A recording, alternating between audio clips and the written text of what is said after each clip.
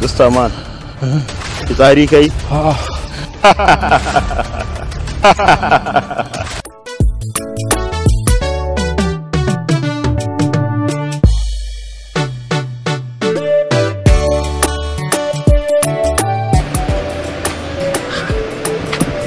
Me kira mun gayan nan? Mr. Hello. Yalo. Ko me faru ne ka zo ka zauna a cikin rana ka? Sai tunani kake ta me kira mun ka? Wato Elboy ina cikin matsala ne. Abun ya matukar rikirkita min kwakwalwa. Haba. Kai ya ga mu komai. Kai ai mutumi na ne. Gaskiya ne. Wato Elboy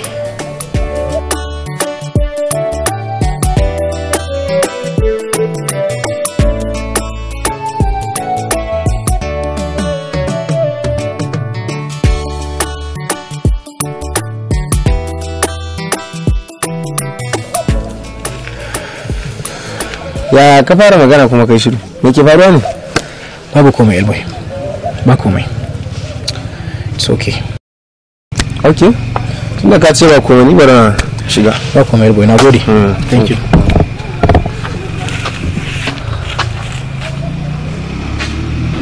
Blessing ina cikin damuwa. Zaliha, damuwarki ai minor damuwa ne. Kawai ke kike duma kanki akan wani dalibin da ma ko da a ce yana son ki da gaske ba auren ki zai yi ba. Blessing ni fa ba na neme ki bane don ki kara min wani tension. Zaliha, to be honest, ba shawara kike nema ba. Kina neman gargadi ne. Kuma akan wannan abun baki gyara ba gaskiya I'm gonna tell your parents. Zan jin ga iyayenki. A san abin da ake so sai mu yi nazari so. Abu dan Allah ka yi haƙuri. Insha Allah na yi maka alƙawari. Jami'a ba ta sauya min tarbiyyar da kuka bani ba. Zan iya duk bakin ƙoƙari na in ga na kare tarbiyyar da kuka bani. Zaliha, ba wata kalma da zaki gaya min da za ta yi tasiri a zuciyata da in barki ki tafi jami'a. Bayan ga mijin aure Allah ya kawo miki. Haba mai gida, jami'an nan ka mata mummunar fahimta.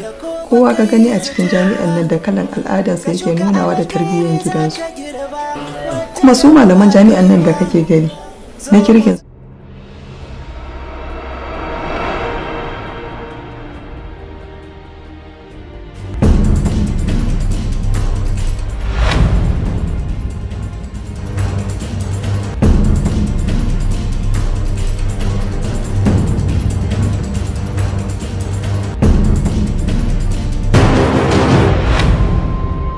igiyar ƙasa. Wallahi tallahi za a yi gagarumin tashin hankali a cikin wannan gari. Tashin hankalin da ya ƙaura tsakanin mu Fulani da mu Hausawa na noma da kiwo a radu ya yi ƙani a yau.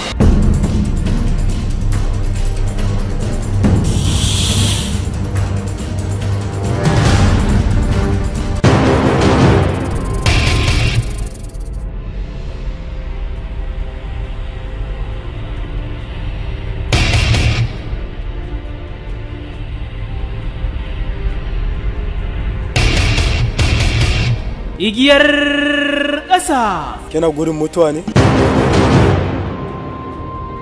To me yasa kuke nuho wasu da Shishe ta gudu?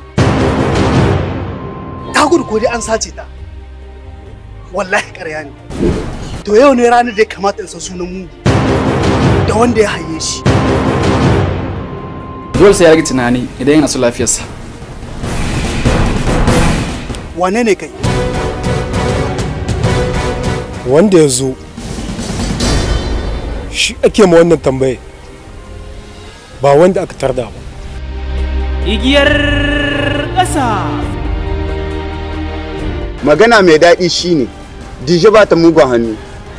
Kar ka ce haka domin ita ai Dije ɗaya mace ce yar gidan wani ce. Wa zai aure ni? Ai da namiji ya ce da iyayen shi zai aure ni ko? To gare ya ce da su zai aure 'yar gaban Fatiya. Dan ita za a iya sanin babanta, ni kuma fa. In ko haka ne, wahalar duniya ba za ta taɓa ƙare ma rayuwarki ba. Domin idan za a tara miki mazajen duniya gaba ki ɗaya, ba za ki taɓa iya nuna mahaifinki ba. Ali ya ce mun kai mugu ne. Idan haka ne, dan Allah ka kashe ni in huta. Ba ma za ki mutu ba. Dole in mutu idan dai lokaci na yi. Ba za ki gane ga yar uwata. Igiyar ƙasa, rubuta labari, tsarawa da bada umarni, Basiru Garba, maiki mai hangen nesa. Ku danna subscribe, sannan ku danna ƙararrawa. Mun gode da kallon tashar 2N Media ZTV. Mun gode. Rashin kuɗi. Dan da a ce ina da wani abu yanzu, da tuni ma ba wannan zancen ake yi ba. Haka ne wallahi. Ni abin ma da yake mugun daure mun kai a rayuwar nan. Wai yanzu da ake fifita bid'a fiye da sunna. Ba da ban wannan bid'an ba. Da tuni an riga an wuce wannan gurin wallahi. Gaskiya ne. Amma kawai ni abin da nake gani karki damu. Tunda ina son ki. Kawai bakin ki yana faɗan soyayya ne. Amma da zaki ga cikin zuciyata irin son da nake miki. Da zaki yi mamaki. Ina son ki. Kawai dai kin san komai yana da lokaci. Kuma Allah ya ban mu tare.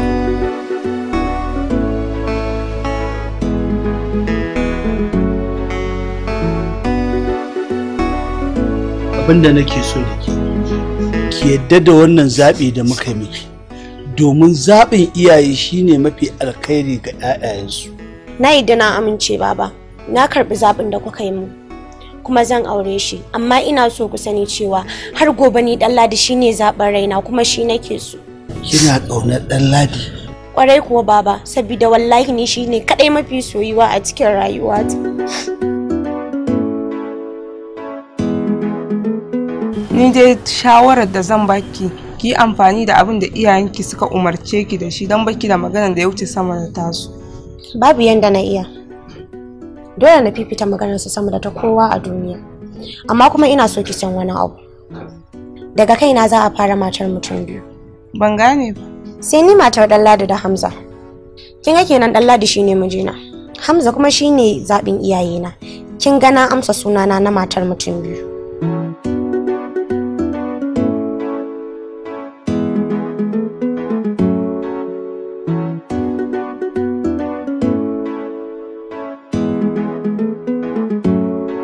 Na zan sa kaina.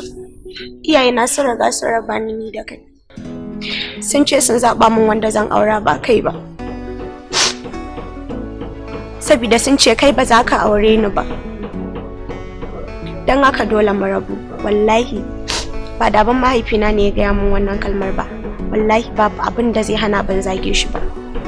Amma kawai dan dai bayan da zan yi, mahaifina ne ya riga ya gaya min, kuma kai ma ka san mahaifi ba abin wasa bane ba.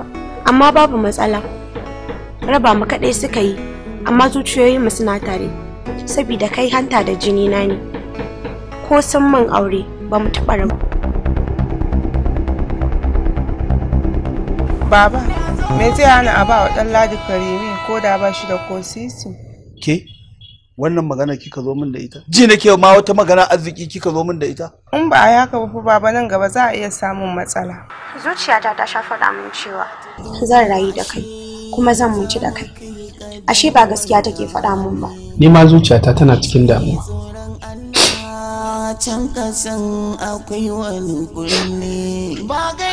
Kawai dai na ɗauki wannan a mataki na ƙaddara. Babu yanda zai. Ban taɓa tunanin wannan bakar ranar za ta riske ni da kai a cikin rayuwarmu ba. Ashe akwai ranar da za ta zo iyayena su mallaka wa wani ni ba kai ba? To wallahi, tunda iyayena suka ba wa wani ni kuma na riga na mallaka maka kaina. Zan zo gare ka tun kafin na je gare shi. Na yarda zan aikata dukkan abin da kake so. Na yarda kuma da kuma shi ke gyara duka bawa idan mai na du'a. Kina ganin wannan magana da ke gaya masa daidai ne? Na riga na yi wa zuciyata alƙawari sai na cika mata dukkanin wani buri na.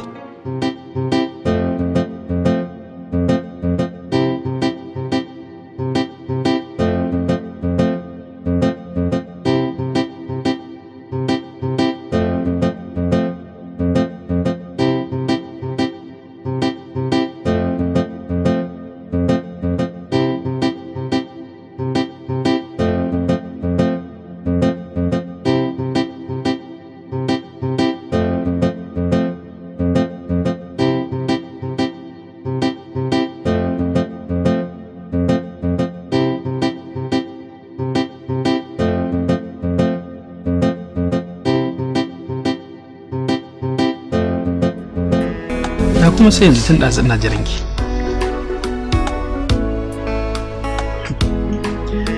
Ni na zama a sama to. Ya haƙuri zauna a nan. Ya haƙuri sauko kin ji?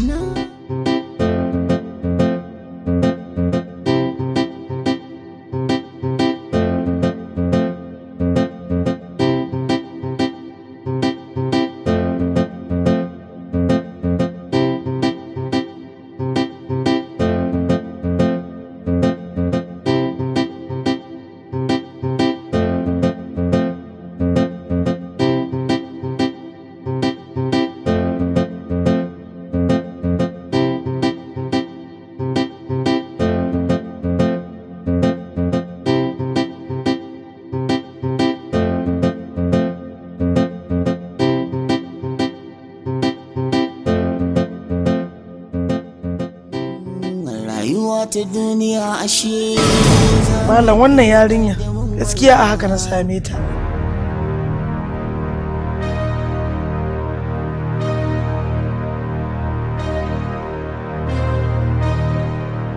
Inna lillahi wa inna ilaihi raji'un. Inna lillahi wa inna ilaihi raji'un. Inna lillahi wa inna ilaihi raji'un.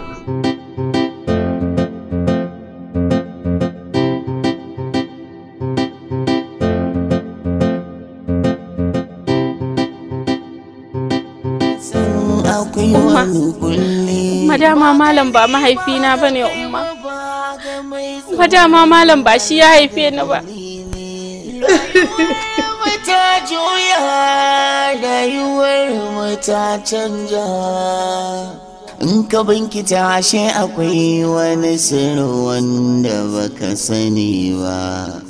To ka lalaba cikin duhu ga mu kullum hasken baka gani ba. Dama ashe malam ba mahaifina bane umma. Dama ashe malam ba shi ya haife ni ba umma. Allah shi ke gyara duka bawa idan mai addu'a. Gaskiya ne ba malam bane mahaifinki Karima, dan Ladi ne mahaifinki. Kuma halin yanzu dan Ladi ba shi a duniya, ya rasu. Me yasa amma baki gaya mun ba? Abin alheri kake faɗa ai ba na tsiya ba. Ta yaya za a yanzu da ke baki wannan labarin in ba dan yau ranar dole ba? Ke ma kin san ba zai yi ba Karima. Mana da na sanin abubuwan da ne wa malam. Ai da na sani umma. Na da na sanin abubuwan da na yi mai. Ni ma na yi nadamin faruwar wannan ranar. Ban taɓa tunanin za ta zo mun ba. Na yi da na sanin ganin wannan ranar umma. Na yi da na sani. Na fi ki da na sanin ganin wannan ranar. Wallahi na fi ki da na sanin ganin wannan ranar a yau. Mani yanzu ya sanya umma.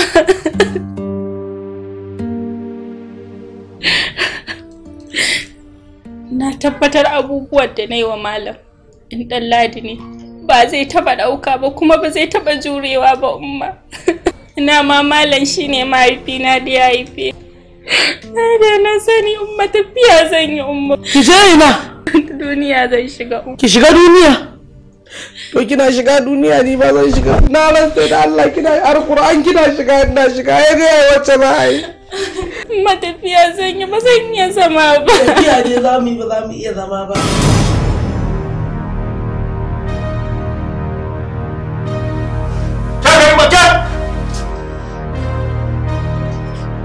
Wannan ba ruka wannan ba da nace. Dan menene zaki kashe kanki? Saboda an gaya miki an ce miki ni ba babanki bane shi zaki kashe kanki. Kin san irin bala'in da mutum yake jefa kansa ko in ya kashe kansa? Haba Karima. Kina ƴan musulmi. To da kai wa kake saki wannan zadali kin ji ko? Duk irin wannan abu da zai zuciye ki, shedan ne zai harba miki irin wannan abu a cikin zuciyarki kar ki saki ki.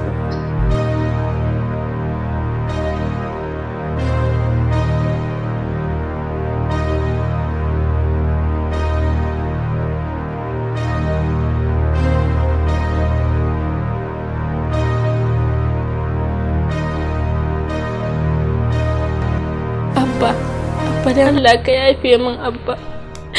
dan Allah kai hakuri abubuwan da na maka, kai hakuri ka yafe min abba, dan Allah kai hakuri. To Karima ki daina kukan kai yanzu. Ki shi da Allah ya isa. Da farko kina ta faɗar cewa kin tuba kina neman yafiya ta ko? To ina son miki albishir da cewa ba ke da kike cikin gidan nan a mazaunin yata ba. Wallahi a rayuwata babu mutumin da na taɓa kwana da shi a cikin zuciyata. Na yi nadama abba ka yafe mu. Duk lokacin da zaki yi min abu da sandar kika yi da sannan nake cewa Allah ubangiji ka yafe mata, ni na yafe mata. Saboda haka maganar afuwa ta riga ta je kafin ki zo ki neme ta. Kina ji ko? Babu komai. Za mu ci gaba da zama da ni da ke a cikin gidan nan. Ba ki da wata matsala tare da ni. Na ji ko? To abba na gode. Amma abba ina da tambaya. Shin zan ci gaba da zama a cikin gidan nan a matsayin yarka ne? Ko kuma ya za a yi? Babu wani yadda za a yi. Sunanki yata. Kamar inda duniya take ganin yata ciki. Yata ce. Ba ki da bambanci da yadda na haifa. Kuma idan Allah Ubangiji ya kaddara na riga ki mutuwa, za ki ci gado. Idan Allah Ubangiji ya kaddara ki riga na mutuwa, zan ci gadon ki. Abin da isa na faɗa haka magana ce doguwa ta harkar ilimi, amma fa ba doguwa ba ce saboda rayuwar da muke ciki, saboda rayuwar da muke ciki a yanzu akwai talala, akwai musiba wajen haifarwa da ɗa cewa shi ba ɗan gida ba ne, ko ita uwa tana da matsala ta shigo da ɗa ta bayyanawa ta fi masifa, ta fi bala'i a kan ta rufe ɗin, saboda bayyanawar ta lalata rayuwar yaron gaba ɗaya ko ta lalata rayuwar ɗan gaba ɗaya, ba zai sake wata rayuwa ta arziki a gaban mutane ba ko kuma 'ya'yan gaba ki ɗaya. Manzo Allah sallallahu alaihi wasallam ya ce duk mutumin da ya aikata abin da za a sare wuyansa, ma'ana za a kashe shi, Annabi sallallahu alaihi wasallam ya ce idan ya rufe wannan maganar bai zo ya faɗa ba, to ganin damar ubangiji ne yi masa gafara, ganin damar ubangiji ne yi masa azaba. Wannan rufewar da ita ruhu. Manzo Allah ya ce amma duk mutumin da ya miƙo mana wuyansa akan ya aikata abin da ya cancanci a sare kansa, to manzo Allah ya ce za mu zartar masa da haddi, za mu sare kansa. Sannan a cikin wani nassin hadisin yana cewa idrul hududa bishubhati, haddi wanda za a cire jini, haddi wanda za a kashe mutum, haddi wanda za a cire hannun mutum, haddi wanda za a cire kafan mutum. Annabi sallallahu alaihi wasallam ya ce ku dinga ba da kariya da wannan haddin da ba da shubha ga mutumin da yi. Misali, shi wani ya zo gaban sa ya ce masa ya rasulullahi na aikata zina. Annabi sallallahu alaihi wasallam ya ce ko dai taba ta kai matar, inda ya bar wannan aikata zinar da iya tuba Allah sai ya yafe masa, ba sai ya kawo kansa in sare ba. To saboda haka wannan magana babu wanda ya santa a duniya, daga ni sai ke sai mahaifiyarki. Dan haka akan wannan gwadaban za a tafi. Kuma ke meye ruwanki? Ke kika aikata lalatar? Ita kuma mahaifiyarki wani abu ne mai sauki ubangijinta a yau ya yafe mata. Ni da ta ci amanata na yafe mata. Ba shi kina magana ta wuce ba. Daga ƙarshe abin da zan ce, ubangiji Allah ya miki albarka. Amin abba, na gode. Na gode abba. Mu kuma Allah ubangiji gafarta mana mu ma namu zanuban, da kuma rufa mana asiri cikin ayyukan da muke aikatawa ba daidai ba, wanda babu wanda ya sani sai shi. Tashi. Na gode abba, na gode. Ba ku. Allah ya gafarta. Matakin farko mai sawu shi zai yi bai ba.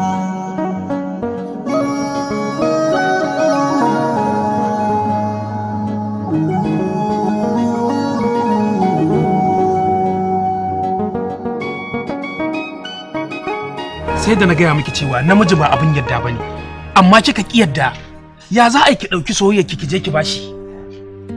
Yanzu gashi nan wa gari yawa yanzu. Yana ina yanzu? Tunda muka yi waya na faɗa mishi ina da juna biyu, ba sake jin shi ba. Ba irin abin da nake gaya miki wanda kin ki yadda da maganar, sai da yanzu wannan abin ya faru tukunna sannan zaki zo. Ya zaki zo ki dinga tsayawa da mutum a titi? Bai san inda kike ba zai bi ki inda kike ba, sai dai ku gamu kawai ku je ku yi abin da za ku yi. Yanzu kwata-kwata babu inda za a gan shi? Babu, daman a titi muke haɗuwa. Kaki. Dan Allah dan Annabi yanzu wannan abin daɗi ne? Daidai ne ke yanzu a tare da ke?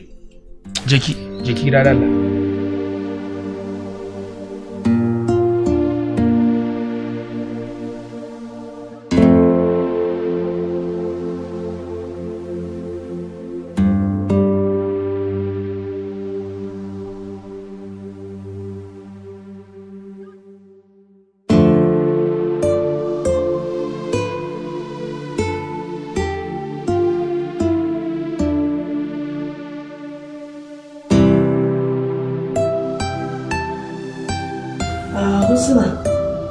Shawara ce da ke so in baki, kada ki biya san zuciyarki, ki zama jajirtacciya akan abin da zan gaya miki.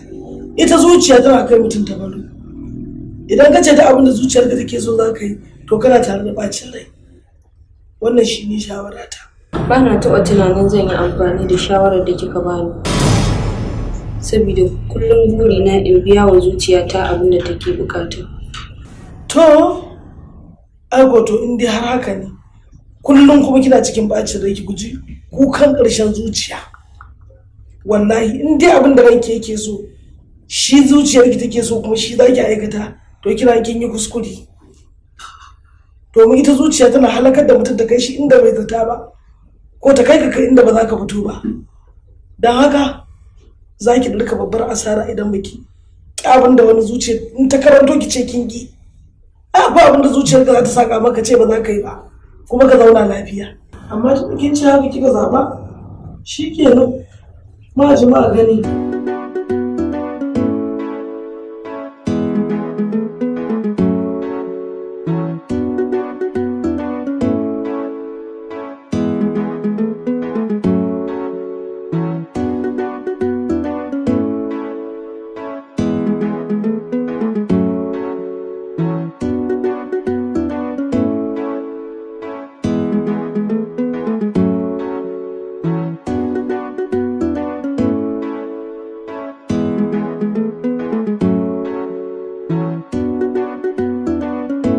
Shawarar da nake baki, na rasa ina hankalin ke tafiya da tunanin ki. Dora ki nake a nan kina bauɗiya, dora ki Allah yi ki kauce. Ina gaya miki sharrin zuciya, wallahi tana kai mutum ta baro, kuma tana halakar da mutum. Sannan kuma ita duniya da ke gani, ta fi dan bagaruwa jima. Da za ki yarda da shawarar abin da nake gaya miki, da kin gane me illar zuciya, da zan miki wani karatu na baya. Da kin gane me sharrin zuciya ko kuma me sharrin daukar abin da kake so a cikin zuciya. Wallahi tallahi duniya da kike ganin ta ba yaran da ba ta ji. Duk wani yare da kika sani na duniya tana jin shi. Sannan kuma idan ta tashi daga ka fi sarki sarauta, amma fa idan ta tashi sauke ka, wallahi tallahi takalminka ya fi ka mutunci. Gara ki nutsu, ki san abin da kike ciki, ki dauki wannan hadisi a kula. Darasi ne nake miki wanda ba sai na tsaya na fasa miki cikin kwai ba. Da kin dauki shawarar nan ta miki amfani, amma in baki dauka ba, to ina ƙara gaya miki duniya ba za ta bari, za ta karantar da ke, za ta biya miki allanki, kuma za ta wanke miki ta baki kishin yawa. Ba na bukata a bawa zuciya ta haƙuri.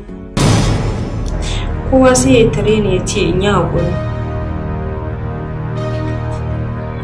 Ba na bukata haƙuri matsawar ba a bawa zuciyata abin da take bukata ba.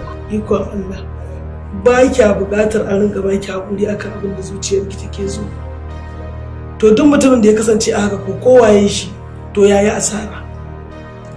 Yayi asara duniya da lahira, yana kuma tare da ita. Asara ba su rabu ba, daga nan har ya koma mabanci.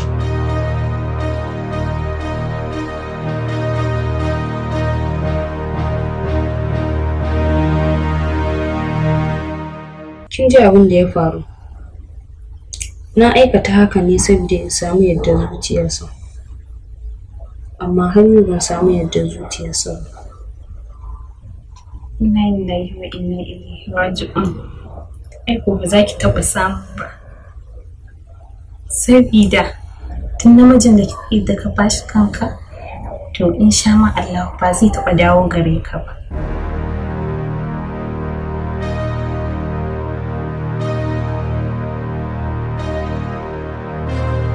Idan ban same su ba zan iya rasa raina. Ni shawarar da zan baki kawai shine ki imani da kaddara.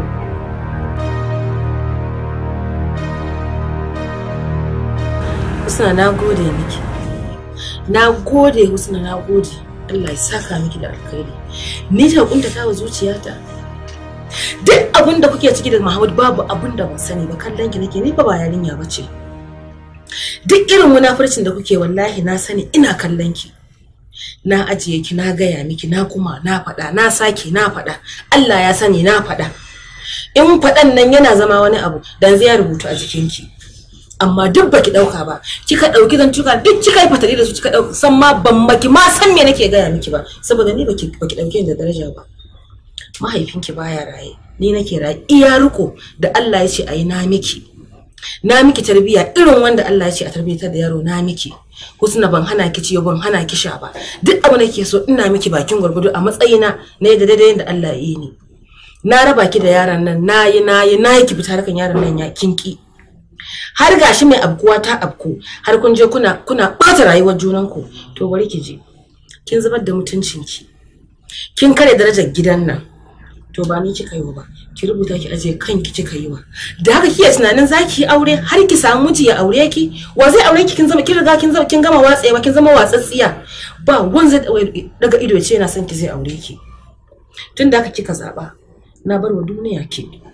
Kar ki wani kalle ni. Gaskiya na gaya miki, sannan nake gaya miki gaskiya a baji kika yi. Ba ki dauki zance na ba, ba ki ga mutunci na ba. Saboda haka na barki, ki je ki duk abin zaki, Allah ya gani. Na gaya miki, na kuma na faɗa.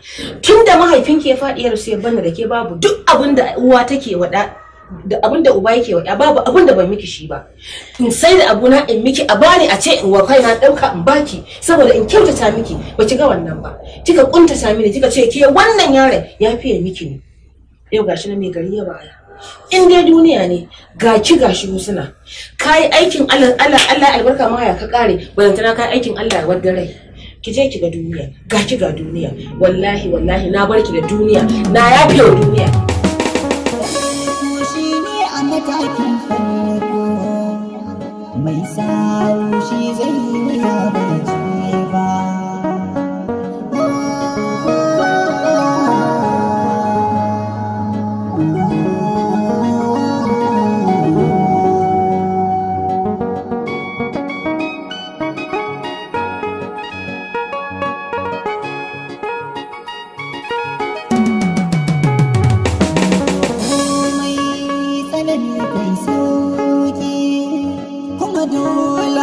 Ce mata ƙaunar mani rikici kuma farko na sitatar ake fahimta fuska an so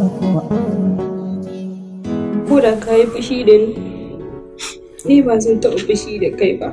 Wallahi tallahi idanuwa na ba zai taɓa daina zubar da hawaye ba har sai ka karɓi soyayyata.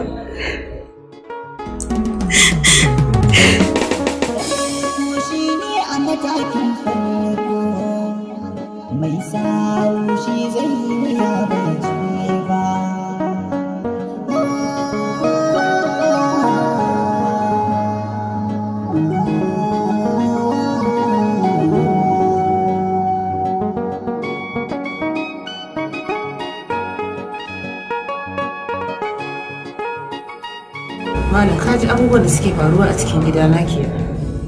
Inna lillahi wa inna ilaihi raji'un. Inna lillahi wa inna ilaihi raji'un. Irin wannan musiba, irin wannan bala'i, a halin da muke ciki a yanzu ya zama ruwan dare ga duniya. Ba ga gidan talaka ba, ba ga gidan attajiri ba, ba ga gidan malami ba,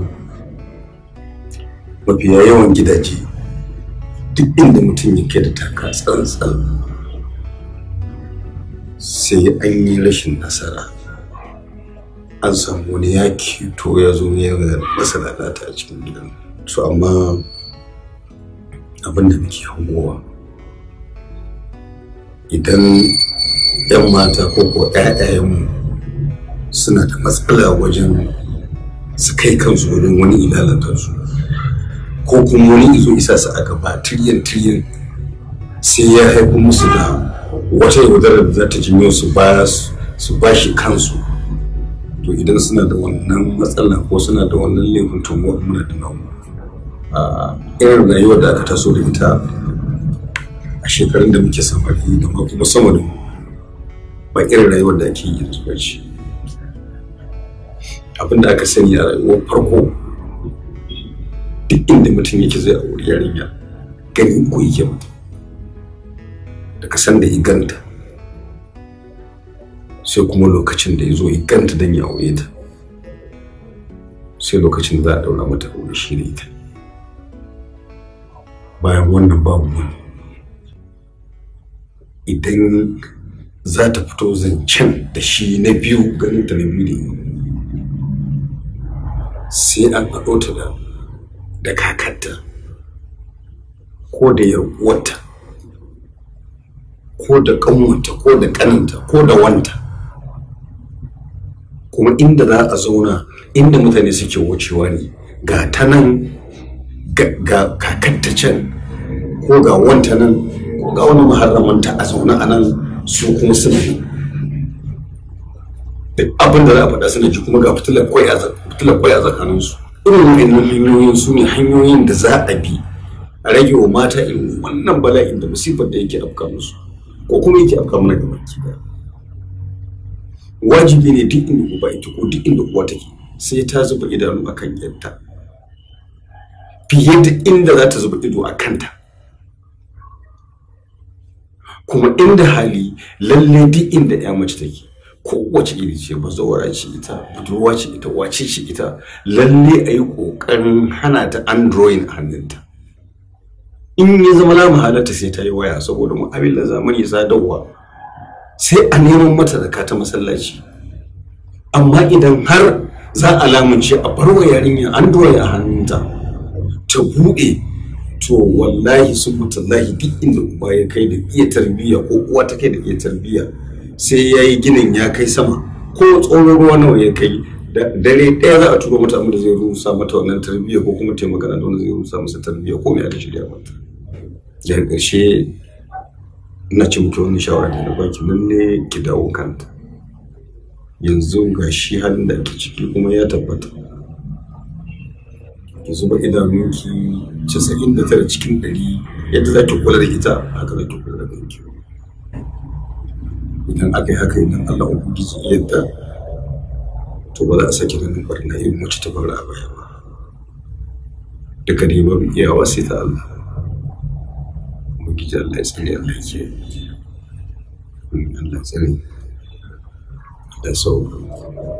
To kuma sanin yadda za a yi ki turo min ita ba za a rasa wani abin da zai fito daga baki na kanta. Na gode. Allah ya saka da alkhairi. Na kirawo ki ne wajen tozalta ki bisa kan abin da ya faru ta hanyar kuskure ko in ce ganganci ba shi ne manufar kiran da zai miki shi ne in yi miki wasu nasihohi kuma in yi miki wasu gargadi da ni da ke gaba ki da kamar inda mahaifiyarki ta faɗa kin ambata cewa wani abu mummuna ya faru tsakaninki da ke da wanda ba a ɗaura muku aure to yanzu ya ta saboda Allah wace falala ce wace baiwa ce wani arziki ne wani samu ne wace ni'ima ce a cikin aikata irin wannan al'amarin da yawan ku 'yan mata kukan samu zamiya a rayuwarku ku je ku dinga kai kanku wajen mazajen da babu a ɗaura muku aure da su kuma ku miƙa mutuncin da martabar ku a tare da su kuma ƙarshe abinda kuke nema ɗin ba za ku samu ba in dan samun duniya ne ko dan samun wata garaɓasa ta rayuwa ne ko dan samun biyan bukata ne na jin daɗin rayuwa babu shi a mummunan hanya babu shi kwata-kwata Allah Ubangiji ba zai dubu bawa ya yi masa arziki ko ya masa ni'ima ko ya kwanta masa da hankalinsa ko ya ji da rayuwarsa ta hanyar aikata lalata ba babu ba a banza na faɗin nan ba dukkanin wacce za ta saurare ni a irin wannan tsarin Nabi sallallahu ta'ala alaihi wasallam yana cewa alzina wal gina la yajtami'an Annabi sallallahu alaihi wasallam yake cewa az-zina war rizqu la yajtami'an arziki da zina ba sa haɗuwa waje ɗaya kama la yajtami'u an-naru wal ma'u fi inahin wahid kamar yadda ruwa da wuta ba za su shiga cikin kwano ɗaya su zauna ba duk mutumin da ya ga cewa yana aikata irin wannan aikin na lalata ko tana aikata irin wannan aikin na lalata tana samun abin da take bukata a zuciyarta tana jin daɗin rayuwarta tana samun abin da take so tana samun kwanciyar hankali tana samun nishadi a rayuwarta tana jin daɗi a cikin zuciyarta to wallahi tallahi istidraji Allah ubangiji yake mata rabon duk da Allah ya tanadar mata a lahira shi yake mata a duniya babu yadda za a yi zama irin wannan mummunan aikin da lalata ya haɗa da jin daɗi da rayuwa babu shi saboda haka yanzu mafiya yawan ku abin da yake yaudaro mafiya yawan ku samari da suke yaudaro ko kuma zuciyoyin ku su yaudare ku ta kowace a cikin gari take yi sai ta yi gasa da yar uwarta ta ga cewa ta rike iPhone Samsung Galaxy ko ta ganta da mota ko ta ganta da wani dandatsatsen lesi ko ta ga ta sa wata sarka ta dam ko wasu kaya na ado ko ta yi wani shafe-shafe na mayamaye na zamani ta yi bukata ta yi sha'awa ta je ta miƙa kanta ga wajen wani don ta samu wani bukata babu irin yanci babu irin dama da addinin musulunci bai tanadar wa ya mace ba babu wani jin daɗi da addinin musulunci bai tanadar wa ya mace ba babu wani irin gata da addinin musulunci bai wa ya mace ba duk inda take ɗaukar nauyinta ake mijinki nuna nauyinki da menene yana kansa duk inda zaki je kula ake da ki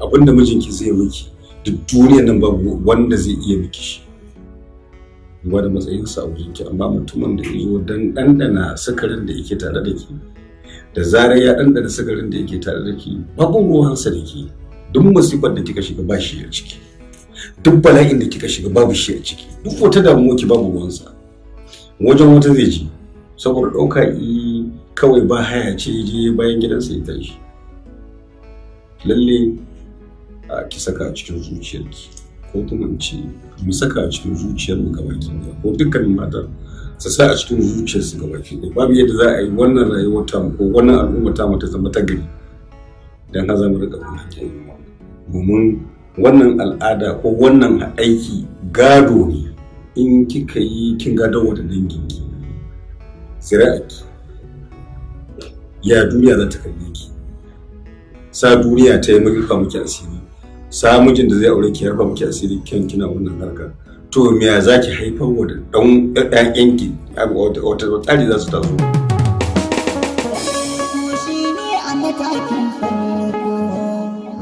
mai sawu shi zai yi ya bai ba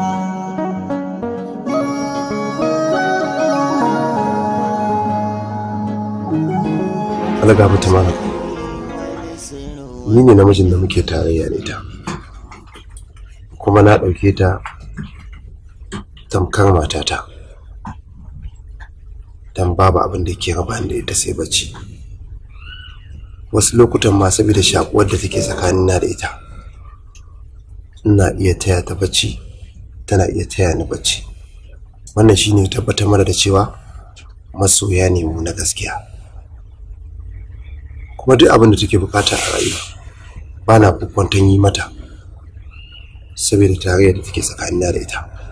To Allah kai bawan Allah tambaye ka.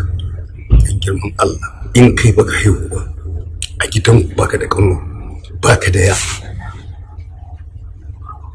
baka da mahaifi da ta haife ka, zai yi maka daɗi ka ji a cikin zuciyarka yi ma daɗi inda kake yi da wannan baiwa Allah a ce da kanwarka ko yarka zai ma daɗi, za ka ji daɗi a cikin ranka a cikin zuciyarka a ce yadda kake yi da wannan baiwa Allah haka ake yi da kanwarka.